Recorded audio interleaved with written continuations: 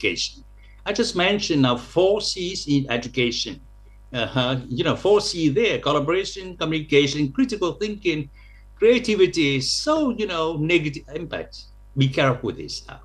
First of all, number one, ChatGPT can reduce engagement and interaction because they can have a time with the machine, AI tool, and they don't need a teacher, they don't need friends, they don't need more communication people around, and that's why not very good passive learning experience.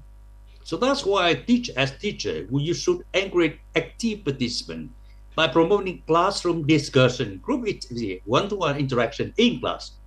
We know that they can use ChatGPT to improve their language learning. So in class, we have to revise, update our way of teaching to help learners. And also, critical thinking very important because they think that they don't have to read, they don't have to think anything.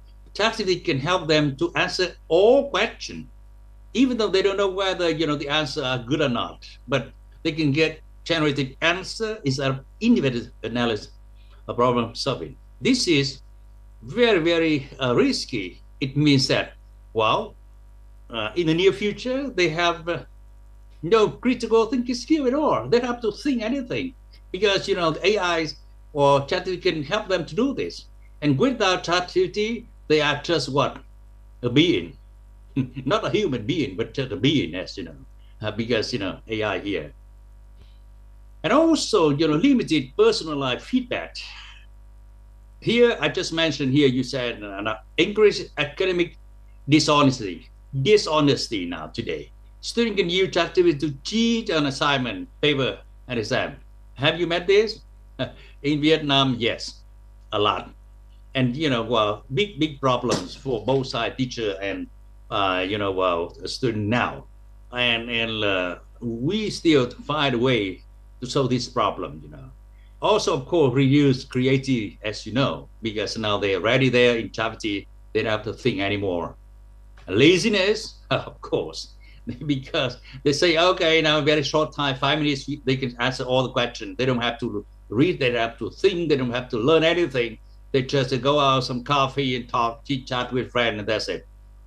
And memory retention. And in the near future, in their mind, nothing in the mind. It means memory retention and decline memory retention. Very, very important. The last one, which is very important, that accuracy. ChatGPT is not always reliable and trustworthy. Is that right?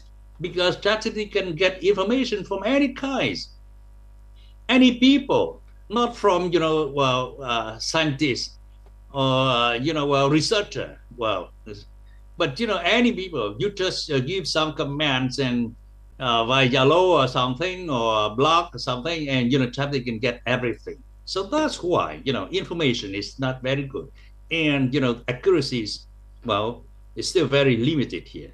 This is we say for ChatGPT. And that's why today we have to think about ethical concern and bias. When AI tool like ChatGPT now, more and more learners use this, and more teachers also try to find a way to support or delete outcome to help the learners to limit the ChatGPT. But so that's why we can say now ethical concern bias is very important. So this is a few factors. We have to say now how the initial training data set were designed. Yes, for learners, we have to know this. Who designed them? We have to know the information from the ChatGPT. Who? How well the model learns over time. And last of all, for language learning teaching, we have to pay attention to human insight in language in use. When we use language, English, for example, you can see the content and context different. Content may be the same content, but in different contexts, so the language must be different. They can answer the question with their friends, very simple. But if they answer the question for the teacher in class and write an essay, for example, different with this now. Maybe they have to supply, references for their writing. So that's why content and context in language in use is very, very important. Very, very important now. Not you know language English. It means that you can use English anything you like. No, beside four skills of language, more than that. That. So teachers should be aware of the ethical concern and encourage students critical evaluate question information provided by AI tool. This is the big question for teachers. Not easy at all, right? Because you know that in the past, if we use Google information, for example, and if you want to get good information, scientific information, you have to pay. But now ChatGPT doesn't have to pay anything, so that's why they can get any kind of information you can guess easy on mass media. So this is a survey in Australia about cheating. How many students cheating using ChatGPT in Australia? As you know, very popular. Not only Australia, but USA and other countries. But this is latest information from Australia. You can see now half of the students, 50%, have considered using AI tools and ChatGPT to complete assignment exam to be form of cheating. I hope that we also do so to know whether 50% more than or more than this or less than this now. Fewer students or more than students. I think maybe more than this now. In Vietnam now we are very careful with this now because even in Australia, English-speaking country, there's but 50% for exams, you see now. And also, the survey found that nearly half, 43% of all college students have used AI tools like ChatGPT. We should have a good surveys at our university, right? With half of those students admitted to use them assignment, for example. Yes. In the past, maybe you and I often use Google, right? And then maybe more than that, but now just ChatGPT only. So here they say, thus from Australia, you can see now some risk to show that be careful with ChatGPT today. Say I think that we have to know here to prevent cheating and plagiarism. At least 5 Australian states have prohibited the use of tools like ChatGPT in public school. How about our school here? Even in USA, most university limit ChatGPT, and students don't have to should not use activities if they want to survive at university level, as you know. Some suggestion in education, of course, learner must be made aware of the character of constraint and remedy of ChatGPT, as I just mentioned, right? How to help them to use ChatGPT to help them to learn language. And then, when using ChatGPT for education, students must abide by few rules and guidelines. We have a guideline for them to use ChatGPT. And the rules for the examination or assignment, what about the rules here, for example? And that's why we have to, if student can use ChatGPT under the supervision and permission of the guardian, parent, professor, not anything they like, And the balance here, it means students must try a balance between use ChatGPT and the learning resource techniques. So I think that regulation here, the rules and guidelines are very important. In Vietnam, at my university, for example, if the student write an essay and the lecturer think that maybe this information is from ChatGPT, they invite the student to answer some question about what they have written in the essay to make sure that it is true. So this is many ways we have to deal with this now. Very, very important. So I think that maybe not only here in Vietnam or in Asia and other countries, all over the world, they have to consider all this now. So my conclusion is that the use of AI in academy like ChatGPT is complex and nuanced issue. They require careful discussion, as you know. We have to consider more. And I hope that maybe in the next conference, we can talk more and clearly more about, ChatGPT together with other AI tools, as you know. Education institution ensure that students equipped with knowledge and skill. They need to navigate this new technology landscape based on the rules and regulation from school and university. I say rules, regulation from school and university. And learners or students have to know, wow, all these rules and regulation when they use ChatGPT at school in class, for example. And then they also uphold the value and standard that make higher education more valuable in the first place. I often tell my student here, be yourself and do your best. Wow, you have a ChatGPT. Wow, you have a Google. Yes, but who you are? Maybe you are better than you. Today you are better than you yesterday, and maybe better than you tomorrow. That is, well, they should do. Not cheating, plagiarism, use information from outside, and in their mind they have nothing at all. Okay, so thank you. This is my short thought about the share our experience and thinking about it today. And thank you for listening now. Okay. All right. Thank you so much, Dr. Funk. Let's give a applause for Dr. Fun, everybody. Okay, thank you. Okay, thank you. Yeah. Thank you. All right, thank you so much. So Dr. Fang discussed the positive and also negative impact for ChatGPT. Because still right now still there are some pro and contras on using or the application of ChatGPT so far. All right, that was from Dr. Fang. Then now let's invite the second speakers. She is Dr. Ngesti Rosa. Well, Okay, hello. without further ado, Ms. Rosa, you are please. Well, thank you, Dr. Aprianto. Well, Mr. Pantahum, can I share screen? Yeah. Okay. Can you stop sharing screen? Stop. Okay. I see. Okay. Oh. Okay. Right? Well, okay, wait a minute. Wait a moment, Ms. Rosa. It's okay, right? Okay, I'm waiting.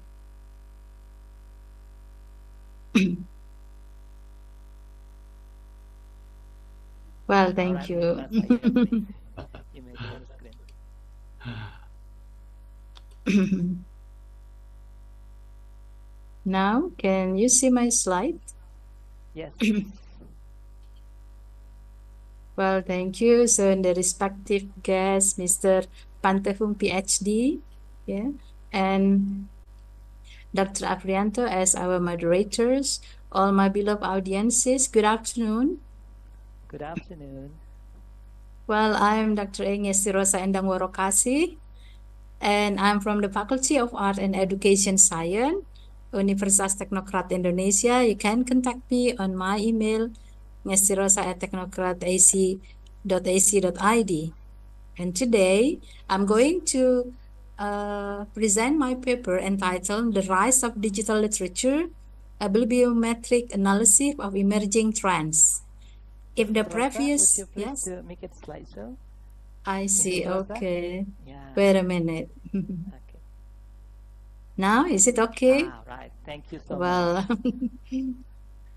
well, if the previous presenter, Mr. Pantahum, stated about the importance of technology, yeah, in modern era, I also focus my presentations in technology, especially in digital literature. So, in the title of my presentation, in the rise of digital literature, a bibliometric analysis on emerging trends. So, both presentation, Mr. Pantahum, and my presentation about technology. All right. So I'd like to introduce myself. Yeah, I'm in the lectures in Universitas Teknokrat Indonesia, and my background in American literature, especially in analyzing literary work from America and also cultural study in America. Before I start, I'd like to question you. You can say yes or no. Do you know Wattpad? All right. Through the chat box, yeah. Yeah, Dr. Fang. actually, I want to see the chat book, but okay, All can I right. skip this? Audience. Okay, the Okay. participants can answer Ms. Rasa's question through the chat box. All right. Have you ever read the one in Wattpad? Oh, yes, thank you. Pre-reading stories, thank you. Yes, you have Wattpad. Oh, good, that's great. Yep, all right, thank you. What about this? Next. What about bite-sizing poetry? Do you know this form of literature? Bite-sizing poetry? Not yet. Oh, bite-sizing fiction? Not yet.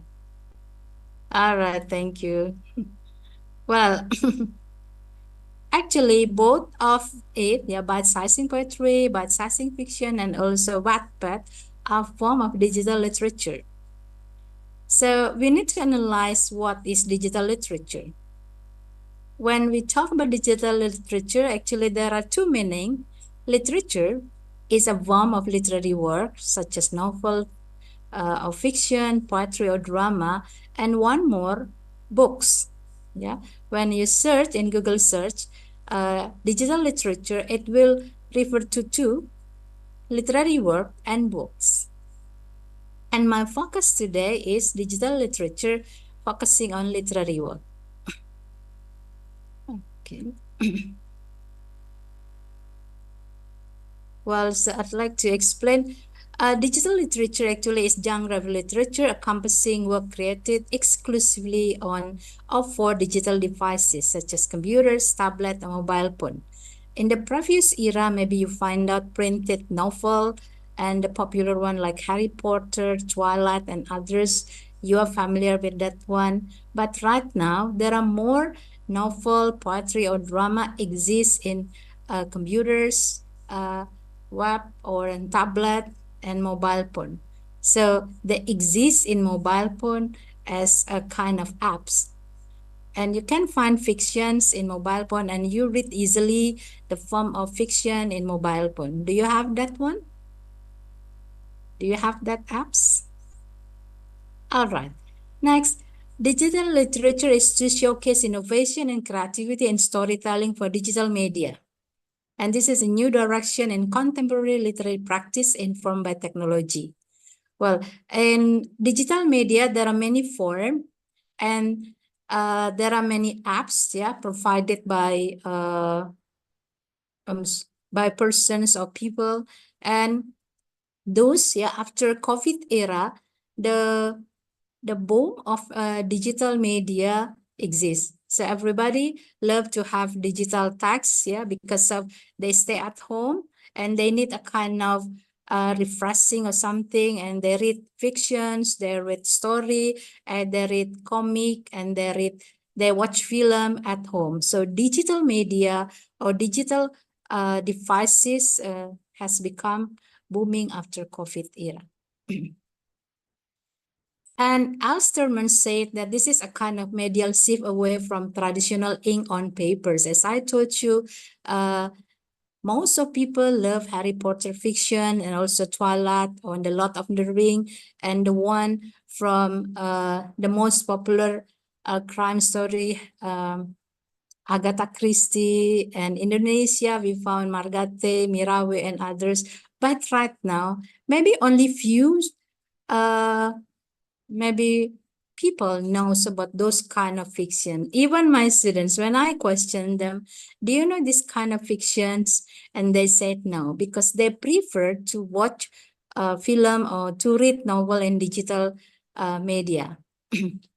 And then this kind of literary works, yeah, offer actually alternative based on significant element. And Iskarnas stated there are 4 characteristics of digital literature. Of course, the first one in technology in the form of platform or apps. The next one, it provides immersive experience and interactivity, the reader's involvement. If in the previous fiction, in the previous printed fictions, you cannot give comment, you cannot give evaluation, you cannot give discussions, but right now you are easily involved in certain fiction apps. Yeah, as the reader, you can give comment, you can give evaluation, you can give score to the author. So there is a kind of interactivity and involvement. The next, the third characteristic is literary work. It is provided in various electronic types. Later, I will explain you about the kinds of electronic types, yeah, based on my finding in the Scopus article and both article publications. And next characteristic, the last, accessibility. What range of readers? In the traditional era, maybe only few people can read Harry Potter fictions because they feel it is very expensive to buy, and then it is very hard to find only in Gramedia bookstore, maybe in Indonesia or other bookstore. But right now, you can find easily form of fiction in the Google and then other platform. So digital literature provides accessibility for the reader. That's the fourth characteristic. The next one, I'd like to state the history of digital literature. Firstly, the digital literature appeared in the late 1950 and early 1960. The first form of this actually in the same of appearance of early computer program, that one in 1950 until early 1960, and then continue with the novel form of computational expressions. So the novel firstly made by the computers program in 1950 and 1960. Those in the late 60s and 70s, new genres computer generated appear, and then poetry and fiction and digital form also appears. And then maybe you still remember, yes, like me from 60s and 70s, the booming of internet in the era, and then the coming of World Wide Web appear in that era. Those many will search something from World Wide Web, including fictions, poetry, drama, and other form of literary work. And the last, in 1990s and 2000s, electronic literature also be promoted, by scholarly journal, conferences, or organizations, because of the booming of electronic literature, and it invites studies. And then some scholars publish articles in journal, conferences, and discussion in organizations, school or institutions. Those electronic literature become more popular until now. Yeah. So my study is bibliometric study. Actually, it focuses on quantitative analysis on written publication, such as book, and other form of scholarly output. And then this kind of study actually firstly proposed by Alan Pritchard in 1969, where quantitative methods were employed to probe scientific communications. So this kind of study became a standard tool of science policy and research management that heavily rely on publication and science citation. So right now there are many articles discussing in bibliometric study. And usually this study use all macro and micro communications along with their authorship by mathematical and statistical calculations. So this rely on fully on mathematical and statistical calculations. Then the objective of my presentations was to clarify the digital literature and electronic literature concept and story, as I mentioned previously, and also to analyze trend in academic publications on digital literature from 2022 to 2024. and also to identify key themes and topics focusing on digital literature, generative literature, and electronic literature. And it is also to determine the geographical distributions of the article publications. Why I choose 2022 and 2024, because the booming of digital literature in 20 and 21, and finally the scholars needs to have a kind of discussions or publications on those form of literature. Then the article mostly published in 2020 and 2024. I use 3 keywords: digital literature, generative literature, and electronic literature, because what? When I insert the key themes of digital literature, it discuss not only literary work, but also focus on books. That's why I add the keyword, that one in electronic literature. It is more on literary work. So I combine those keywords, that one digital literature or generative literature or electronic literature. Then more discussions on literary work, not on books. Yeah. Then my finding, publications by Scopus, by Scopus. This is Scopus publications by using 3 keywords. I found out there are 28 articles. And from those 28 articles, they all discuss about digital literature, focusing in different kind of digital literature. And from those articles, there are 6 articles from United Kingdom. The United Kingdom occupying the first positions, for producing article about digital literature. And the second rank, that one is there are Jordan, Indonesia, and also Spain. It seems that Indonesians also have more interest on digital literature. So in the publications discuss another kind of electronic literature. And the third rank from Finland, Egypt, Russians, United States, and then also Poland and Canada and Chile.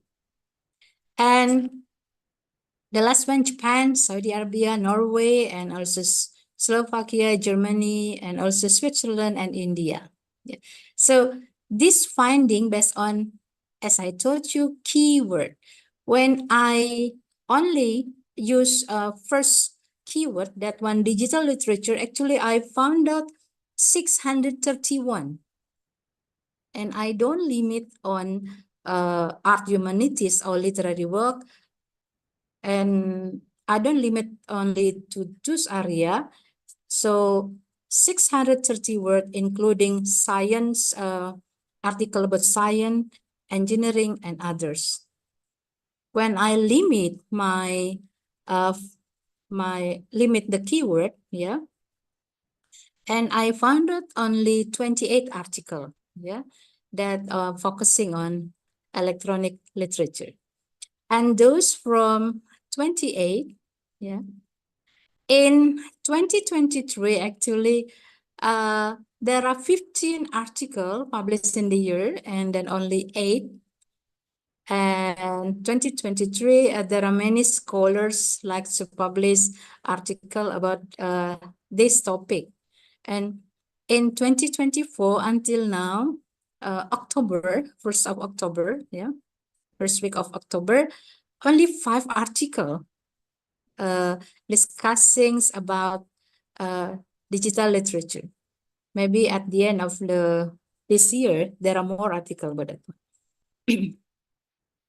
And then from those publications, actually, I limit my finding in Scopus publications. And the previous one only in art, humanities, and social science. And then I also limit in article, review, and book chapters. Finally, from 28 articles, there are 92% is article and the rest is review and book chapters. So there are many scholars likes to publish in the journal article. And in those publications, 28 publications, I found out many forms of digital literature, and it invites my interest in studying those kind of literature. I hope that this kind of literature can also invite your interest next to write down about digital literature. The first one that I found that one is about digital poetry. Yeah, there are 4 articles discuss about digital poetry, especially how digital poetry can be understood by the reader and how it is analyzed by the scholars. Yeah, and the next one, digital children literature also invite interest by scholars. Also, digital short story, and the next one, Wattpad. In this article, in this Scopus publications, I found 2 articles about Wattpad. So they like to analyze Wattpad in the form of nature, in the story of nature, or in the story of science. So they focus only one kind of a story, the research. And the next one, this is article from Indonesian writers. That one in certain data, the komunitas bisa menulis and halakah 1001 aksara. Those data become the centers of study. And the next one, blog post.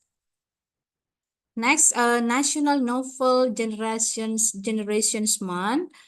This is a kind of event, yeah, yearly, and this kind of event is a kind of event that everybody can send novel, can publish novel, so everybody can see this kind of a kind of competition, but a kind of like activity that everybody can read the novel through this kind of digital mode, yeah. And this kind of activity is published by Twitters, yeah, and Sci-Hub, yeah.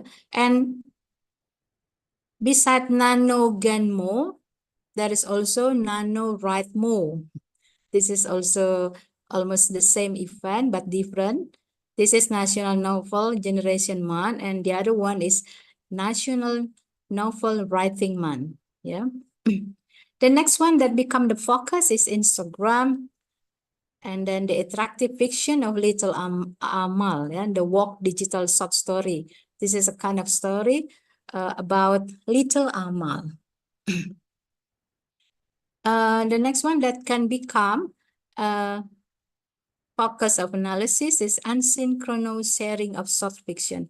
So there are some short story shared by asynchronous, and then everybody can read this kind of short fiction, and then the scholar analyze this kind of activity.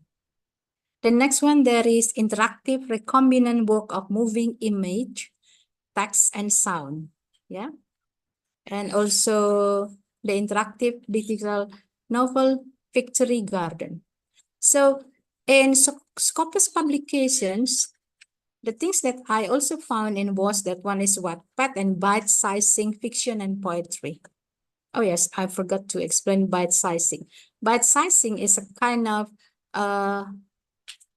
what we call then video, yeah, video that is published usually in YouTube. Yeah, it tells about reading poetry or reading fictions. Yeah, I give you example at the end of the presentations.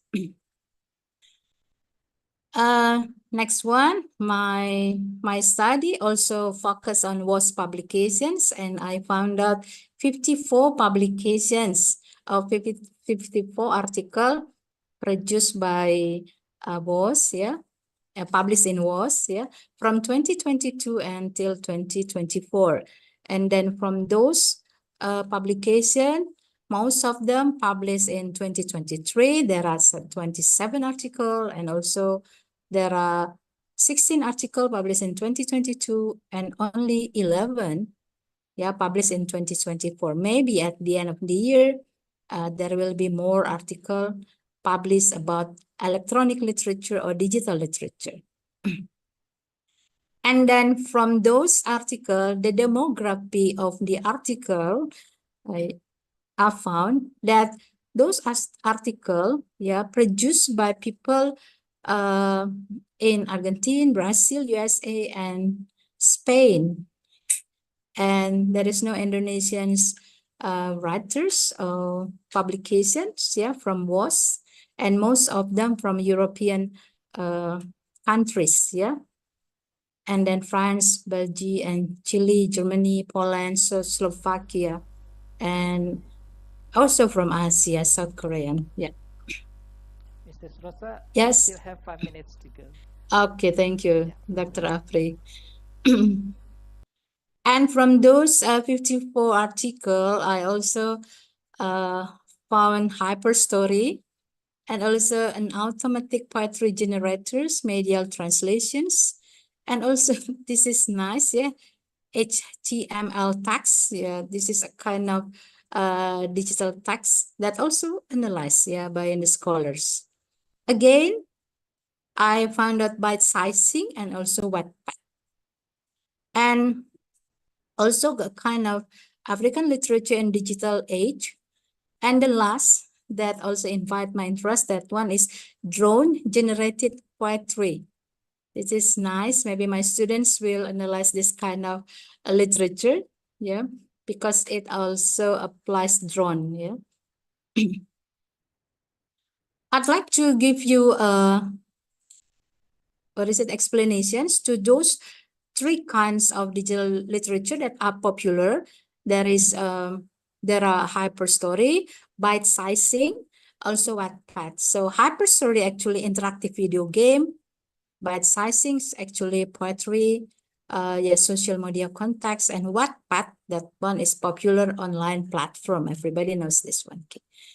And then why I choose Wattpad, when I insert in Scopus and WOS for the keyword, Wattpad occupies more study in Scopus and in WOS. But when I insert the keywords of bite sizing, only one article exists, also in hyperstory. That's why in my abstract, I told you that Wattpad become the concerns and interest for the scholars to study about this one. And then the highest number article in 2023,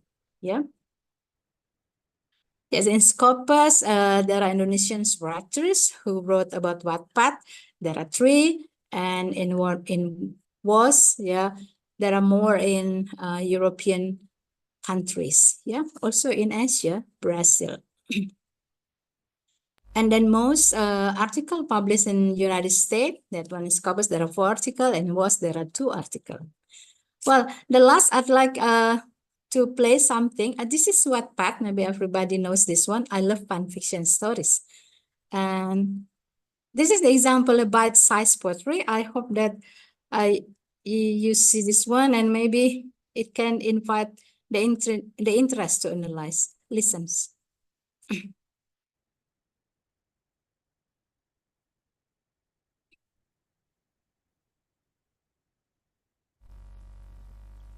Miss Rosa, there is no sounds of There the is- video. Would you please to share the sounds of the computer Oh, I see. There is no sound. from the share screen? Uh-huh. From the share screen, and then Mm-hmm. Okay.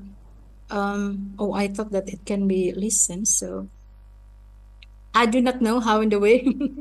Okay, maybe I will share later in the chat box the link of YouTube about this. Oh yeah, okay. Okay, thank you. And the next one, this is hyperstory. You can also listen, the story inside this. This also exists in YouTube, Yes, but it seems to me only me listen this one because you cannot listen this one. Can you listen this, Miss Dr. Apri? No, we cannot. Maybe Miss Rosa, you can stop share first, and I then see. share the screens, and Okay, wait a minute. okay. Don't forget to click the share sounds.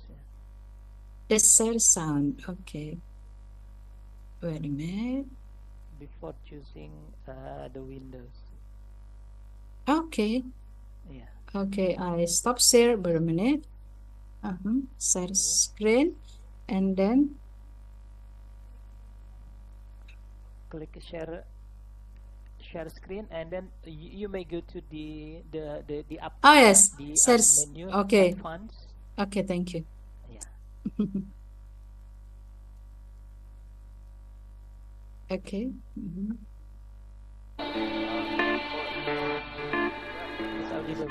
Maybe the way that today looks the same, happy and gray, I can taste yesterday. My mind goes and goes where it goes, waiting around, got my fear out of sight. What peace of mind in this bittersweet fight can be known? What can be known?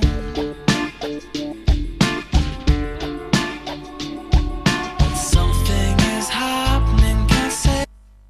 All right, so there's only a part of hyper story, and then I play this one, the example of bite-sized poetry. Reasons. You who just to feel your falling fell, unlocked your eyes to splendid shame. You who craved delicious hell fell to feel the spark in every cell. Shock of knowing shimmers your brain. You who just to feel your falling fell into silence, aching tongue of bell, hungry to be rung to sound your name. You who crave delicious hell yearn for serpents, the toxic tonics they sell, their promise to feed, to satiate pain. You who just to feel your falling fell into love, its incinerating spell, its sad hiss of ashes after the flame. You crave delicious hell. The thrill of bitter bliss propels you to part your lips, taste, relish, blame. Okay, I think that will be all. Later, I will share the YouTube link for you. Well, I think that's interesting. So what do you think, guys, about bite-sized poetry? I hope that you can produce this in poetry class, and also for the students, you can also analyze this kind of bite-sized poetry. Yeah. Because of the time, so those are the references that I use to make this article. Well, I think that will be all my presentations. Thank you, Dr. Apri.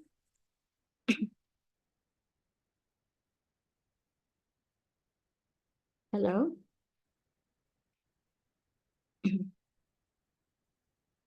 Hello. Is my voice audible?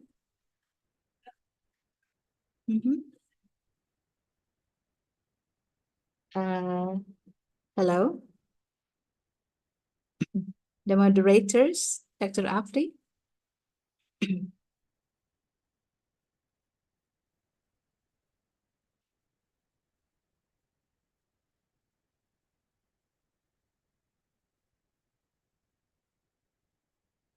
Okay, so we are waiting. So while waiting for the moderator, so what do you think, guys, my students?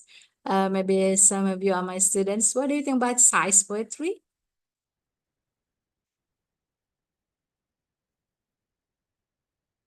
Yeah.